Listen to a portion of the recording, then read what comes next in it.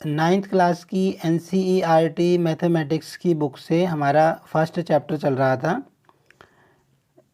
जिसका नाम है नंबर सिस्टम्स। और लास्ट वीडियो में हमने एक्सरसाइज 1.1 कंप्लीट की थी। आज की वीडियो में हम एक्सरसाइज 1.2 का इंट्रोडक्शन पार्ट देखेंगे। ये एक्सरसाइज 1.2 है। इसमें हम इरेशनल नंबर्स के बारे में पढ़ेंगे कि इरेशनल नंबर क्या होते हैं और जो इरेशनल नंबर होते हैं उनको हम नंबर लाइन पे कैसे रिप्रेजेंट करते हैं इसके बारे में हम पढ़ेंगे। और पिछली वीडियोस को देखने के लिए प्लेलिस्ट का लिंक इस वीडियो के डिस्क्रिप्शन बॉक्स में दिया हुआ है। सबसे पहले हम इरेशनल नंबर देखते हैं। इरेशनल नंबर क्या है? इरेशनल नंबर की डेफिनेशन क्या है? A number s is called irrational. कहता है कि कोई भी नंबर एस है उसको इरेशनल कब कहेंगे? If it can not be written in the form P by Q, कि वो नंबर पी बाय क्यू की फॉर्म में ना लिखा जा सके। हमने रैशनल नंबर की डेफिनेशन पढ़ी थी इस चैप्टर के इंट्रोडक्शन में कि रैशनल नंबर वो होते हैं जो पी बाय क्यू की फॉर्म में लिखे जा सके। तो उसका अपोजिट ही इरेशनल नंबर होते हैं जिनको हम पी बाय क्यू की फॉर्म में नहीं लिख सकते। Where P and Q are integers and Q not equal to 0। मतलब ऐसा नंबर जो पी बाय क्यू की फॉर्म में ना लिखा जा सके, जहां पी और क्यू इंटीजर हो और क्यू नॉट इक्वल टू 0 हो। वो कहता है कि कोई भी नंबर एस है, इस एस को हम इरेशनल नंबर कब बोलेंगे? इस एस को हम इरेशनल नंबर तब बोलेंगे जब एस पी बाय क्यू के फॉर्म में ना लिखा जा सके, नहीं लिखा जा सके।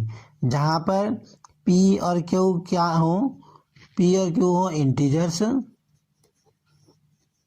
इंटीजर्स हमें पता है क्या होते हैं। ये 0 से आगे चले जाओ आगे और इधर माइनस वाले भी नंबर लिए जाते हैं। तो इनमें से कोई नंबर होने चाहिए पी और क्यू, और क्यू 0 के बराबर ना हो। मतलब ऐसे नंबर जिनको हम पी बटे क्यू की फॉर्म में नहीं लिख सकते और जहां पी और क्यू इंटीजर हो और क्यू 0 के बराबर ना हो, तो ऐसे नंबरों को हम क्या बोलेंगे? इरेशनल नंबर बोलेंगे। ठीक है। अब इरेशनल नंबर्स के हम कुछ एग्जाम्पल देख लेते हैं। इरेशनल नंबर के एग्जाम्पल हैं जैसे कि हमारा हो गया √2, √3, √5, √7। इस तरह के नंबर जो होते हैं वो हमारे इरेशनल नंबर होते हैं। एक है जैसे पाई, पाई भी इरेशनल नंबर होता है।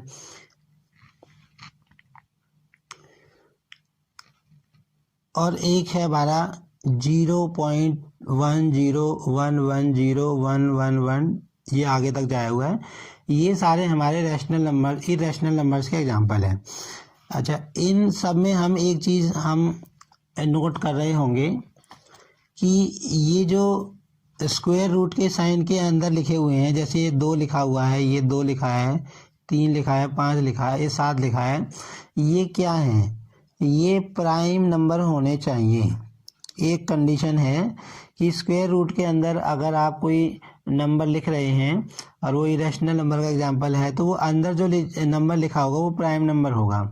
प्राइम नंबर क्या होते हैं? जो खुद से ही डिवाइड होते हैं। जैसे कि 3 है, 3 किससे डिवाइड होगा? पूरा पूरा 3 सिर्फ खुद से ही डिवाइड होता है या 1 से डिवाइड होता है? 1 से तो सारे नंबर ही डिवाइड हो जाते हैं।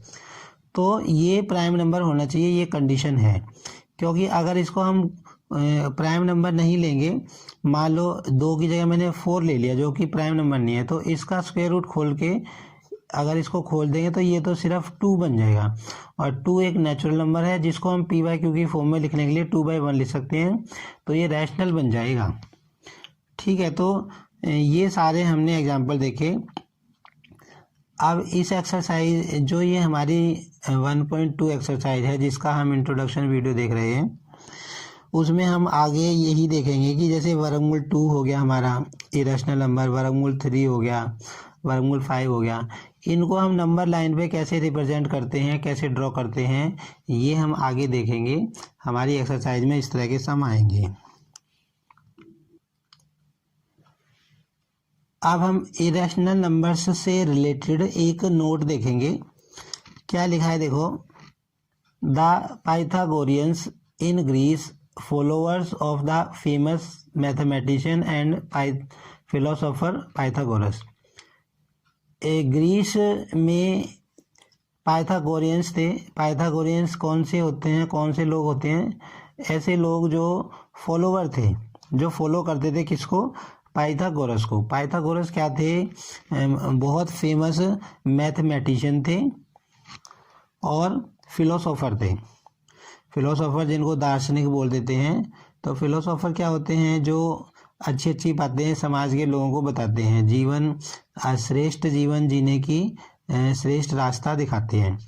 तो जो पाइथागोरस थे, पाइथागोरस जो थे वो फेमस मैथमेटिशियन थे, तो उनको फॉलो करने वाले लोग पाइथागोरियंस थे। तो ये माना जाता था कि जो पाइथागोरियन थे, पाइथागोरस के फॉलोवर, उन्होंने ही इरेशनल नंबर को इन्वेंट किया था। तो लिखा है ना, the Pythagoreans in Greece, followers of the famous mathematician and philosopher Pythagoras were the first to discover the irrationals around 400 BC। मतलब बिफोर क्राइस्ट 400 साल पहले, मतलब क्राइस्ट के जन्म से 400 साल पहले ऐसा माना जाता है कि जो पाइथागोरियंस थे, पाइथागोरस के जो फॉलोवर्स थे, उन्होंने डिस्कवर किया था इरेशनल नंबर्स को। तो एक ऐसी मिथ्स भी है, एक ऐसी मतलब एक कथा वहाँ प्रचलित है ग्रीस में कि एक पाइथागोरियन थे, मतलब पाइथागोरस के ही फॉलोवर थे, जिनका नाम था हिपासस।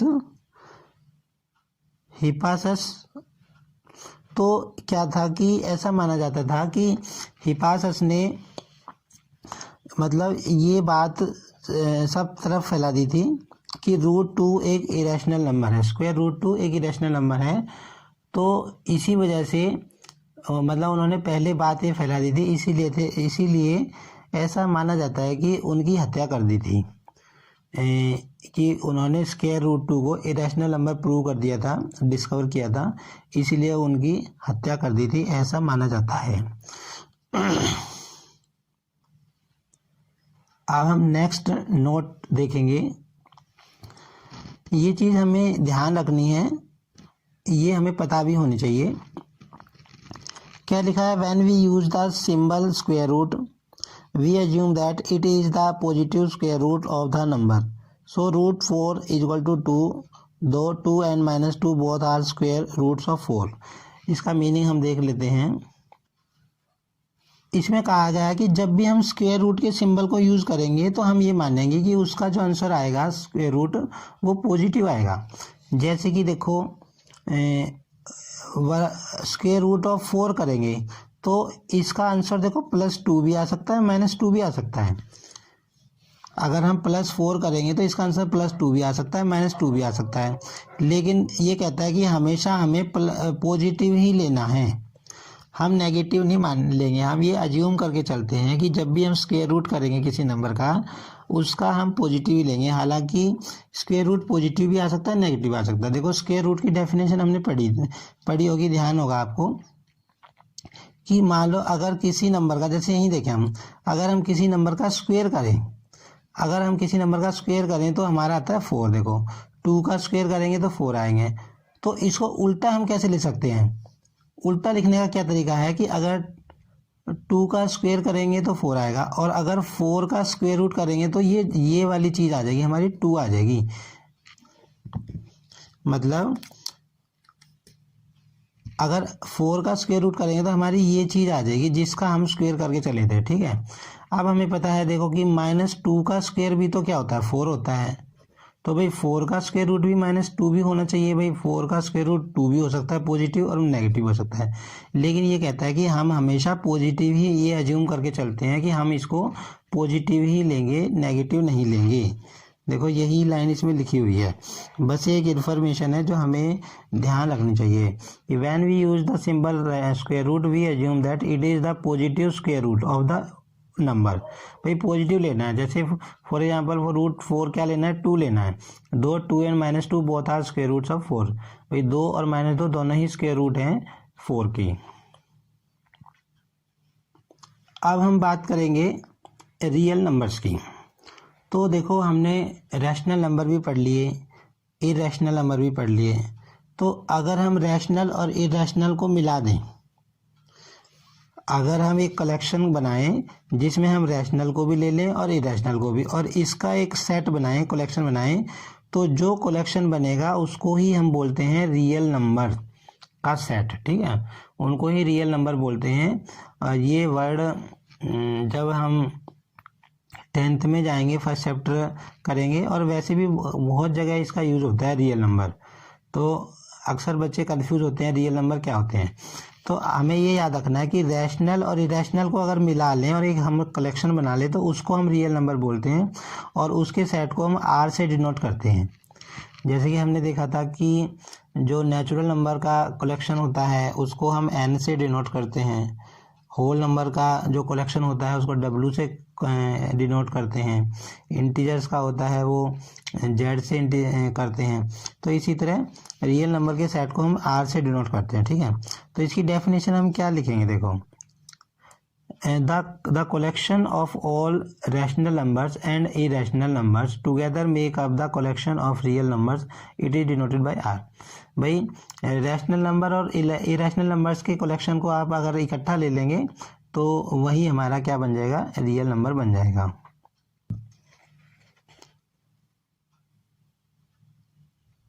अब हम एक नोट देखेंगे, देखो क्या लिखा है।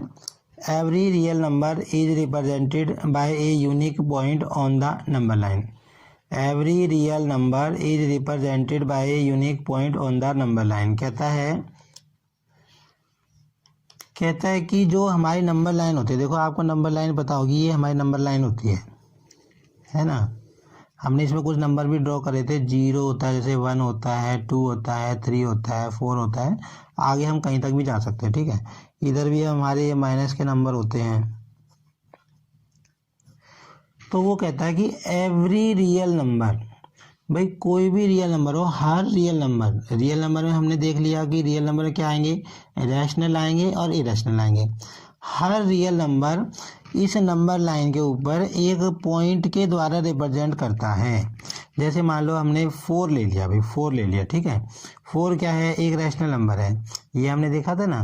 वैसे अगर 4 को कोई देखेगा तो कहेगा भाई 4 तो एक नेचुरल नंबर है, लेकिन जो इस चैप्टर की हमने इंट्रोडक्शन वीडियो देखी थी उसमें हमने देखा था कि सारे नेचुरल नंबर रैशनल नंबर होते हैं, सारे होल नंबर भी रैशनल नंबर होते हैं, और सारे इंटीजर्स भी होल नंबर होते हैं, क्योंकि उन सबको p/q की फॉर्म में लिखने के लिए उनके नीचे एक हम लिख सकते हैं।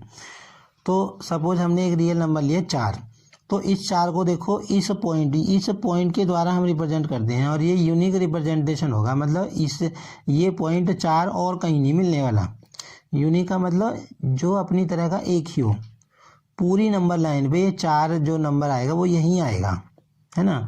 तो वो ये कहता है कि every real number is represented by a unique point on the number line, कि हर रियल नंबर लाइन के ऊपर एक यूनिक पॉइंट के द्वारा रिप्रेजेंट होता है। ठीक है, और इसका उल्टा भी हम कह सकते हैं। उल्टा हम क्या कहेंगे, देखो also every point on the number line, भाई नंबर लाइन के ऊपर हर पॉइंट represents a unique real number. इसका कहने का मतलब क्या है कि तुम देखो इस नंबर लाइन पे हम कहीं भी एक पेन रख देना, मान लो मैंने यहाँ पेन रख दिया, ये पेन रख दिया यहाँ पे। ठीक है, तो ये पॉइंट बन गया, तो ये पॉइंट भी किसी ना किसी रियल नंबर को रिप्रेजेंट कर रहा होगा। ये कह रहा है, मतलब उल्टा सुल्टा वो एक ही बात कह रहा है भाई एक तो उसने कहा कि every real number will be represented by unique point on the number line. भाई हर रियल नंबर हम रिप्रेजेंट कर सकते हैं एक यूनिक पॉइंट के द्वारा नंबर लाइन पे। और उसका उल्टा उसने क्या कहा कि एवरी पॉइंट, हर पॉइंट क्या करेगा, रिप्रेजेंट करेगा एक यूनिक रियल नंबर। ठीक है, that is why we call the number line the real number line. आप देखो यहाँ पर हमें एक बात पता चली, इसी कारण दिस इज द रीजन कि ये जो नंबर लाइन होती है इसको हम रियल नंबर लाइन बोलते हैं। ये हमें पता होना चाहिए कि जो नंबर लाइन है हम इसको रियल नंबर लाइन क्यों बोलते हैं, क्योंकि इसके ऊपर जो भी पॉइंट है वो सारे पॉइंट रियल नंबर्स को शो करते हैं। मतलब हम ऐसे ही समझ सकते हैं कि इस नंबर लाइन पे जितने भी पॉइंट होंगे, मतलब कोई पॉइंट छोड़ा नहीं हमने, सारे पॉइंट है ना किसको रिप्रेजेंट करेंगे, किसी ना किसी रियल नंबर को जरूर रिप्रेजेंट करेंगे। That is why we call this line a real number line. ठीक है, तो ये चीज़ हमने देखी थी। अब ये सबसे पहले ये चीज़ किसने ये बताई थी सबको, तो ये हमारे 1870 के नियर अबाउट जर्मन मैथमेटिशियन हुए थे, कैंटर और डेडकिंड। इन्होंने ये बात बताई थी कि नंबर लाइन पे कोई भी पॉइंट होगा वो रियल नंबर को शो करेगा और हर रियल नंबर एक यूनिक पॉइंट के द्वारा रिप्रेजेंट हम कर सकते हैं। ये दो साइंटिस्ट थे, नहीं मैथमेटिशियन थे, जर्मन मैथमेटिशियन थे, कैंटर, ये थे हमारे कैंटर और डेडकिंड। इन्होंने बताया था कि जो अभी हमने बात की कि हर पॉइंट जो है नंबर लाइन पे एक रियल नंबर को शो करता है।